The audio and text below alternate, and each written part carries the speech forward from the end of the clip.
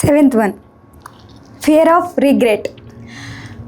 ఇది కూడా మనం జడ్జ్మెంట్లో వేయచ్చు. ఫియర్ ఆఫ్ రిగ్రెట్, నేను అసలు ఈ ప్రొసీజర్ ఎందుకు చేయించుకున్నాను అని అనిపించే ఛాన్సెస్ చాలా ఉండొచ్చు.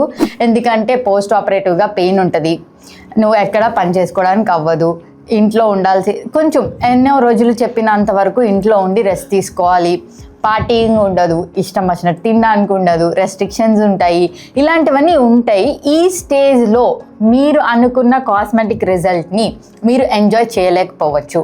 బట్ యూజువలీ ఆ రికవరీ అయిపోయిన తర్వాత you will enjoy your result.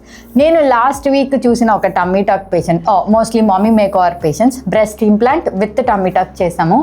ఆ పేషెంట్ చాలా కాన్ఫిడెంట్గా రావడం, సర్జరీ చేయించుకోవడం అయిపోయింది.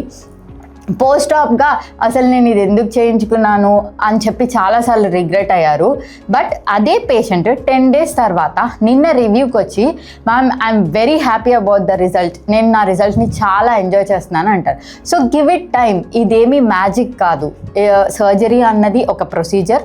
బోర్డ్ సర్టిఫైడ్ ప్లాస్టిక్ సర్జన్ చేస్తే సేఫ్ ప్రొసీజర్. పోస్ట్ ఆపరేటివ్గా కొన్ని డేస్ హీలింగ్ అని చెప్పి ఉంటుంది. ఆ హీలింగ్ పీరియడ్లో మనకి అప్స్ అండ్ డౌన్స్ రావచ్చు, డిప్రెషన్ రావచ్చు, రిగ్రెట్ రావచ్చు, నేను అసలు ఎందుకు చేయించుకున్నాను రా బాబు అనిపించవచ్చు. But these are all normal process of healing.